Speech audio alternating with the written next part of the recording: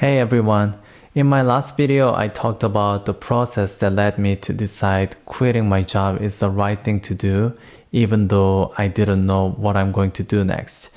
Now, you may have your own set of reasons or processes that led you to the same conclusion. But I think we can all agree that once we decide that quitting is the right thing to do, we go through this stage of asking ourselves a lot of questions and self-doubts start creeping in. For example, I ask myself, what's the worst case scenario? What is my opportunity cost? What if I don't figure out what I'm really passionate about? It went on and on. And I think this endless questions and self-doubts can really work as emotional barrier and prevent us from actually quitting our job. So in today's video, I want to talk about a couple of ideas that really helped me gain the confidence and the courage to overcome these emotional barriers and actually pull the trigger. I want to introduce you to this interview of Kyle Cease. He's a comedian turned transformation speaker. In his interview, he says, when you let go of something and you are stressed, it's because your mind can measure what you will lose, but not what you will gain. I think this statement really pinpoints where a lot of our emotional barrier stems from. It's very clear what I was going to lose. I was going to lose my six-figure salary and my years of experience and knowledge that I gained over working almost a decade in the field. I was going to lose that too. In contrast, what was I going to gain? It's hard to say. It's unknown. It's going to happen in the future. But instead of treating it as a black box, I try to come up with the range of possibilities. Let's think of this spectrum where on one side, it's a happiness level is 0 out of 10. And on the other side, it's 10 out of 10. This 0 out of 10, this is a worst case scenario. That is when I go through all my savings and even after taking some time off, I still don't have an idea what I really want to do. But I have bills to pay, so I'm going to go back to working as a software engineer. So I'll be pretty much where I left off with less savings. So once I went through this exercise, I found out the worst case scenario is not as bad or scary as I thought. On the other hand, I saw myself perhaps at 3 out of 10. That's where I was when I was thinking about quitting a job. And I was willing to accept any outcome that's beyond 3 out of 10. I was happy to accept those outcomes because that's still moving in the right direction. And I felt that once I get to 5 or 7, I can figure out how to get to 8 or 9. Creating a spectrum and considering the entire range of possibilities. This made me realize there's actually a lot to gain from quitting the job, and I don't have to be as scared and consider my gain in the future as something completely unknown and not measurable.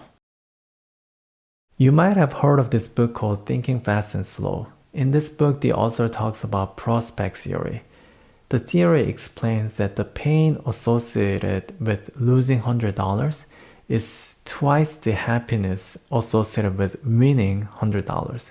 So we are much more sensitive to pain. And I think that somewhat explains Kyle's earlier point. We iterate through what we are going to lose multiple times a day. The paycheck, the savings, the lack of certainty in our path forward. But we don't think enough about the possibilities. What about the possibility of having so much more sense of fulfillment, joy, reward, working on something that's personally more meaningful to you? We don't spend enough time thinking about this. For me, shifting some of my attention from the losses to these possibilities helped me evaluate my decision from much more balanced perspective. Another point explained by the prospect theory is our strong preference to certainty. People have such a strong preference to certainty, they are willing to sacrifice income to achieve higher level of certainty. Let me give you an example. Let's say there are two options. Option A, you have a guaranteed win of $1,000. Option B, you have 80% chance of winning $1,400 and 20% chance of winning nothing. When people are presented with these two options, they tend to prefer option A. But when you look at the expected value, option B has a higher expected value, so that is actually the optimal choice for us. I think this point reminds us that we need to take a pause and ask ourselves, are we evaluating potential outcome correctly? Just because our potential gain is associated with uncertainty, are we putting too much focus on the losses and taking that as the expected value without accounting for the potential success? One source of anxiety for me when I was thinking about quitting my job was, how am I going to find the answer to the question of what am I really passionate about? What do I want to work on next? Now, I thought it was going to involve meeting new people, trying new things, pushing myself out of comfort zone until I find myself at the right place at the right time with right people. And this idea of keep trying until I'm lucky enough to get to that aha moment didn't really sound appealing to me. And that's when I came across Kyle's interview where he says, you have all the answers within yourself. He says over and over again that with self-discovery and meditation, once you remove all the noise and thoughts that are distracting you from connecting to who you really are, you can really find all the answers you are looking for. This idea gave me a lot of comfort because I felt that as long as I practice self-discovery, meditation, creating emotional space to really connect with who I am, I can really find the answer I'm looking for.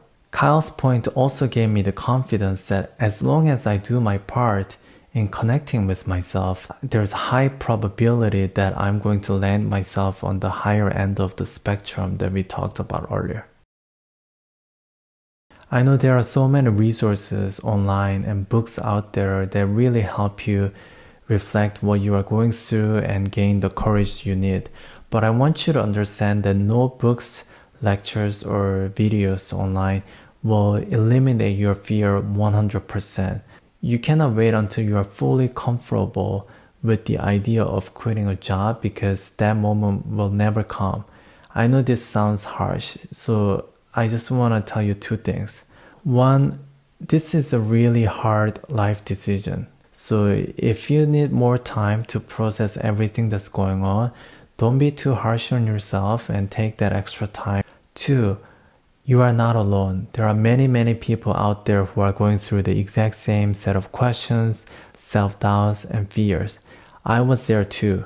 Now that I'm on the other side of the fence, I'm learning so much, and that's why I created this channel so I can share with you my journey of self-discovery and what really happens once you quit your job without any plan of what you're going to do next.